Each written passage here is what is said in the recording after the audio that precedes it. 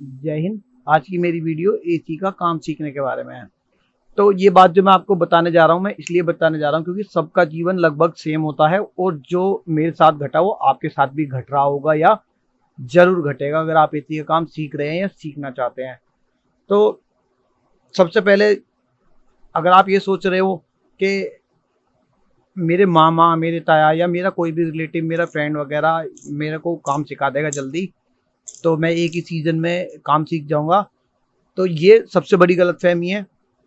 उसका रीज़न ये है कि आपका दोस्त, आपका चाचा, मामा, जो भी आपका रिलेटिव है, अगर आपको काम सिखाएगा तो उसके काम की स्पीड स्लो हो जाएगी, जिससे उसकी इनकम कम होएगी। तो वो आपको जल्दी काम नहीं देगा हाथ में, वो अपने हाथ से ही काम करेगा। और जब तक आप अपने हाथ से काम नहीं करोगे आपको काम नहीं आएगा आसानी से, क्योंकि जब तक आप करोगे नहीं आपको समझ नहीं आएगा। ये है रीज़न। अगर वो आपको मुंह से बताएगा भी तो भी आपको काम नहीं आएगा। एक रीज़न ये हुआ। दूसरा रीज़न, आप अगर कहीं दूसरी जगह सीखोगे तो वो आपको काम इसलिए नहीं सीखने देगा कि आप जैसे ही काम सीखोगे आप छोड़कर या तो कंपनी में चले जाओगे या फिर अपना काम कर लोगे। तो इसलिए दो रीज़न से आपको कोई भी काम नहीं सिखाने वाला जल्दी। और तीसरा रीज़न ये है कि जब आप कस्टमर के घर जाओगे तो कस्टमर आपको काम करने ही नहीं देगा। वो आपको समझ जाएगा कि मैकेनिक आपको गाइड कर रहा है, आपको काम नहीं आता, तो वो छुट्टे ही बोलेगा कि अरे यार ये एक्सपेरिमेंट यार कहीं और कर लेना, कहीं और सिखा देना प्लीज यार, एसी में कुछ हो ना जाए, आप मेरा एसी यार आप ही कर दो। तो आपके हेड मैकेनिक को काम करना पड़ेगा। वो फोर्स नहीं कर पाएगा कि सर जी मैं खड़ा हूं या ये है वो है, क्योंकि ये सब मेरे साथ हो चुका है। मैं आप बीती बता रहा हूं। लेकिन मुझे काम सीखना था, मुझे लगन थी। मैंने गैस किस तरह से काम करती है बुक खरीदी थी, रेफ्रिजरेशन थ्योरी की, उससे सीखी।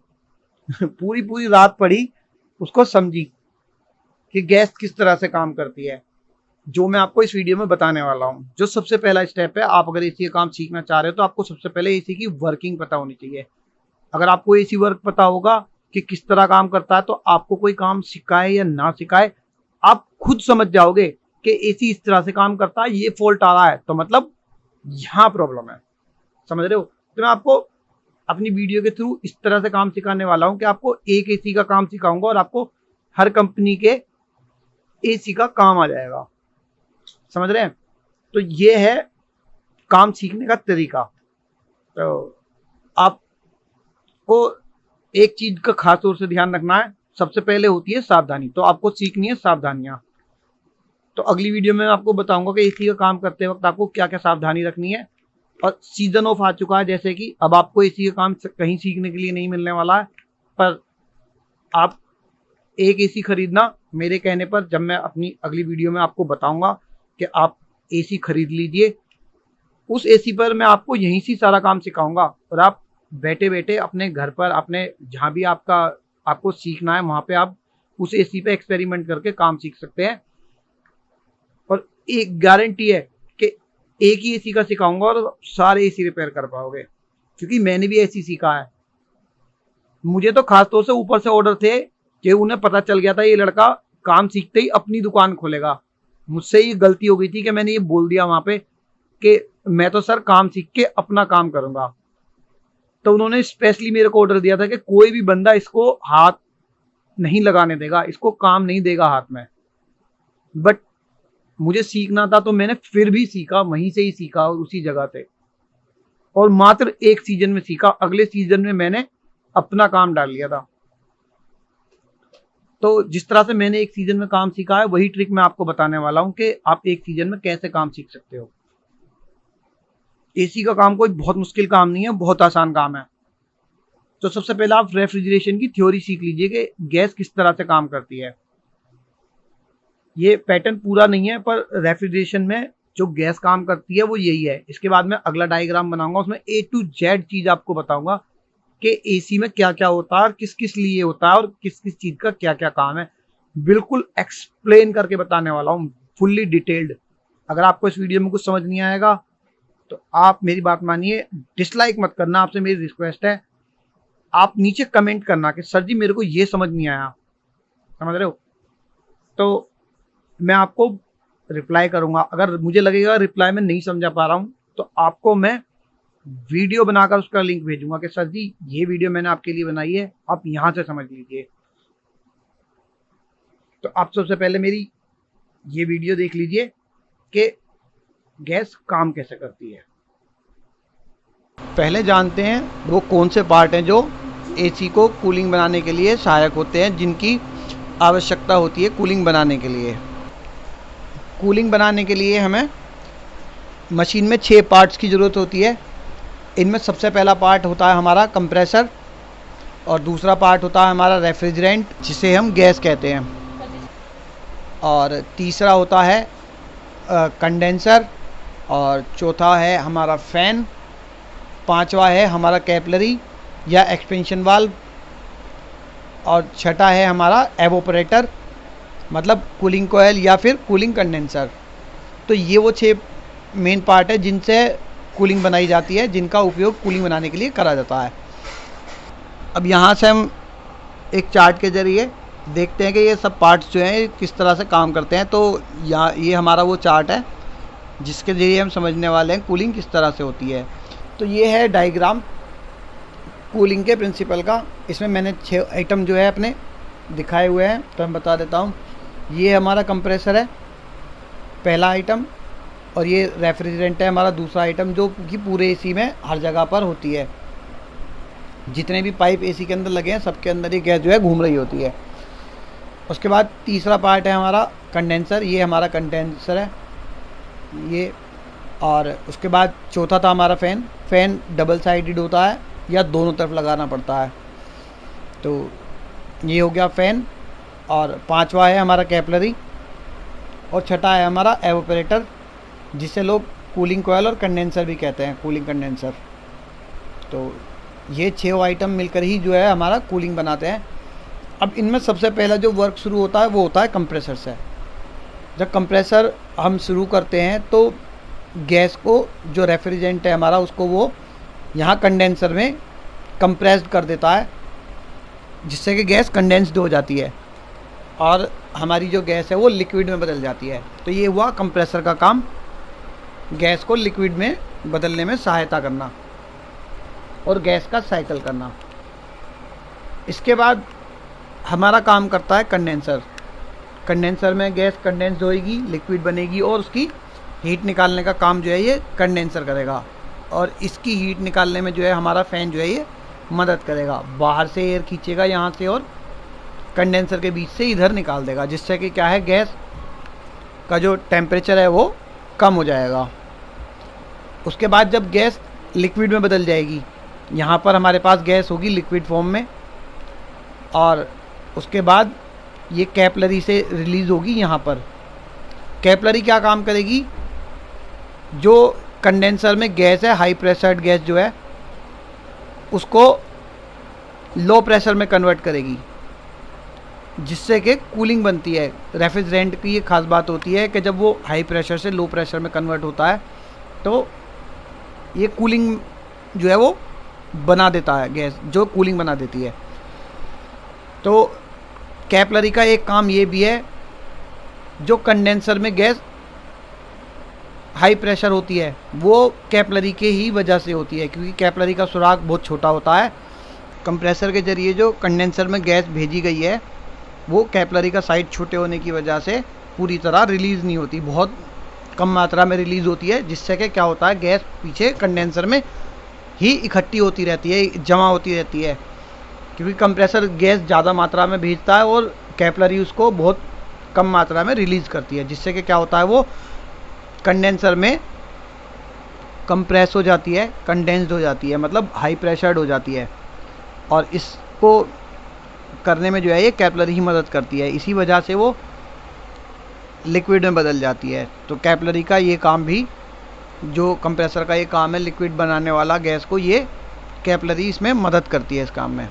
इसके बाद हमारा रेफ्रिजरेंट जो लिक्विड फॉर्म में है वो कैपिलरी से रिलीज़ होके फाइनली एवोपरेटर में पहुंचेगा, और जब वो एवोपरेटर में पहुंचेगा तो वो बहुत चिल्ड हो चुका होगा, जिससे क्या है, एवोपरेटर जो है हमारा वो बिल्कुल ठंडा हो जाएगा। जब गैस हमारी इसमें आ जाएगी और ये एवोपरेटर हमारा जो है ठंडा हो जाएगा। फिर हमारे फैन जो है यहाँ से वर्क शुरू करेगा। यहाँ से ये गर्म हवा को लेगा अंदर यहाँ और इस तरफ से डिस्चार्ज कर देगा उसको ठंडी करके। जो हवा की गर्मी है वो हमारे गैस में आ जाएगी, जिससे क्या होगा, जो हमारी गैस है वो लिक्विड की फॉर्म की बजाय अब वेपर में बदल जाएगी, मतलब भाप बन जाएगी, गैस बन जाएगी। अब वो लिक्विड नहीं रहेगी, जिससे कि क्या है, गैस का जो टेम्परेचर है वो बढ़ जाएगा, गैस गर्म हो जाएगी। लेकिन मैं बता दूं, गैस इतनी गर्म नहीं होगी जितना हम सोच रहे हैं, बट लेकिन उसका टेम्परेचर जो है वो चेंज हो जाएगा। रहेगी तो वो ठंडी ही, बट लेकिन उसे हीटेड फॉर्म मान लेते हैं गैस की, क्योंकि उसमें क्या होता है, वो वेपर में बदल चुकी होती है, इसलिए उसको गर्म मान लेते हैं। क्योंकि ये जो गैस है काफ़ी माइनस, मतलब बहुत ठंडे मौसम में भी जो है ये वेपर का रूप ले लेती है, इसलिए उसको गर्म गैस मान लेते हैं। वही गैस जो वेपर फॉर्म है यहाँ से होते हुए हमारे वापस कंप्रेसर में आ जाएगी। कंप्रेसर उसको सक कर लेगा और वापस से डिस्चार्ज कर देगा कंडेंसर के लिए। तो ये इसी तरह से ये साइकिल होता रहता है और जो है हमारी जो है वो कूलिंग बनती रहती है। तो ये वो पार्ट हैं जो कूलिंग बनाने में हमारी मदद करते हैं। बाकी जो इक्विपमेंट एसी में लगे होते हैं वो इन सब चीज़ों को कंट्रोल करने के लिए लगे होते हैं, जैसे रूम का टेम्परेचर मैनेज करना, मोटर की स्पीड मैनेज करना। तो आप समझ ही चुके हैं, मेनली पीसीबी का काम तो केवल यूनिट को कंट्रोल करने का है। जितने भी डिवाइसेस यूनिट में लगे हैं उन सबको पीसीबी सिर्फ कंट्रोल करती है। मेनली ये वो 6 पार्ट हैं जो कूलिंग बनाते हैं, इनके बिना कूलिंग नहीं बनाई जा सकती है। इन पार्ट्स की फॉर्म तो चेंज हो सकती है, बट लेकिन उनकी क्रिया यही रहेगी, जो काम करेंगे वो यही करेंगे। जैसे कैपिलरी की बजाय एक्सपेंशन वाल्व भी लगा लेते हैं, उसमें भी कूलिंग बन जाती है। एक्सपेंशन वाल्व में क्या होता है कि बस उसका साइज़ घटता बढ़ता रहता है ज़रूरत के अनुसार। कैपिलरी का एक जैसा साइज़ रहता है, वो घटता बढ़ता नहीं है। तो इस सब में मेनली जो क्रिया हमारी हुई है, जिस पे वर्क हुआ है, वो है हमारी गैस। तो एक बार फाइनली मैं बता देता हूँ, इसमें गैस पे ही जो है सारा प्रोसेस हमारा हुआ है। कंप्रेसर ने गैस को कंप्रेस करा, मतलब जो है वो हमारा गैस को कंप्रेस्ड होने से है, जिससे कि वो लिक्विड में बदल सके। ठीक। दूसरा, कैपिलरी ने करा हाई प्रेशर से लो प्रेशर में, ये भी गैस पे हुआ प्रोसेस।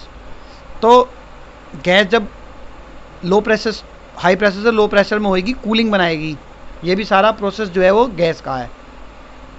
इसके बाद जो गैस है हमारी, वो पूरे एवोपरेटर को ठंडा कर देगी और एवोपरेटर के अंदर से निकलने वाली एयर के थ्रू जो है वो गर्म होके वेपर बन जाएगी। और जो गैस फॉर्म में वो आने के बाद, वेपर बनने के बाद, तो इस वीडियो में शायद आप समझ गए होंगे कि और कंप्रेसर में जाने के बाद वो कूलिंग का जो से सिद्धांत है वो कंप्रेसर उसको कंडेंसर में भेज देगा। गैस हमारी किस तरह से कूलिंग बनाती है, कंप्रेस्ड होगी। तो इस सब में जो चल रहा है ना प्रोसेस, वो सिर्फ गैस का हो रहा है।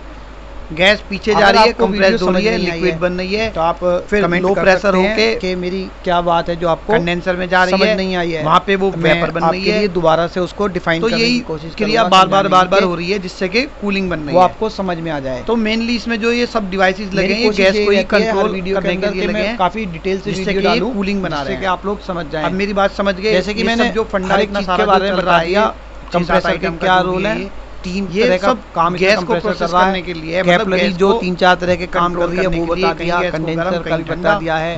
तो कहीं गर्म से कूलिंग कोयल, जिसको एवोपरेटर बोलते हैं, उसका भी मैंने आपको अच्छे से बता दिया है, जो फैन का भी बता दिया है। इसी तरह से हमारा जो एसी है, फ्रिज है, गुजारिश है कि आप बड़े-बड़े चिलर प्लांट हैं, सभी कुछ में देखने में यही फंडा चलता है, इसको बनाने में प्रिंसिपल जो है कई बार पूरे दिन निकल जाते हैं, लागू होता है हमारा। तो इसी के थ्रू आपसे रिक्वेस्ट है कि कम से कम डिसलाइक तो ना करें, फॉर्म बदलती रहती हैं डिवाइसेस की।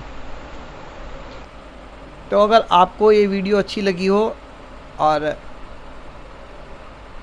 समझ में आई हो तो आप मुझे कमेंट करके थैंक्स कर सकते हैं, लाइक भी कर सकते हैं।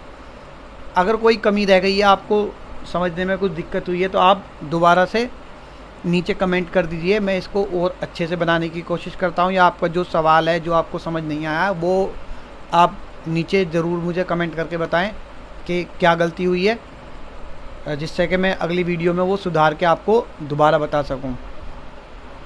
तो ये कूलिंग का प्रिंसिपल है। अगर तो ये विंडो एसी का डायग्राम है, दोबारा वीडियो में बताने वाला हूँ कि जिसमें मैं बताऊंगा कि किस तरह से कम हो जाती है और कैसे कमरे ठंडे हो जाते हैं, रूम किस तरह से कमरे से बाहर और बाहर से अंदर मतलब जो ट्रांसफर होती है वो चैनल को लाइक और सब्सक्राइब कर लीजिए हो जाते हैं, जिससे आप वो वीडियो देख सकें अगर आप इच्छुक हैं देखने के। इसी का जो मतलब तो वीडियो का जो वीडियो देखने के लिए मतलब जो फुल डिटेल बहुत धन्यवाद, उसमें मैं बताने वाला हूँ। केवल ये तो मैंने सिर्फ ये बताया कि कूलिंग दोबारा मेरे चैनल से जुड़े और एसी से रिलेटेड अपने सवाल पूछें और धन्यवाद उनके जवाब पाएं।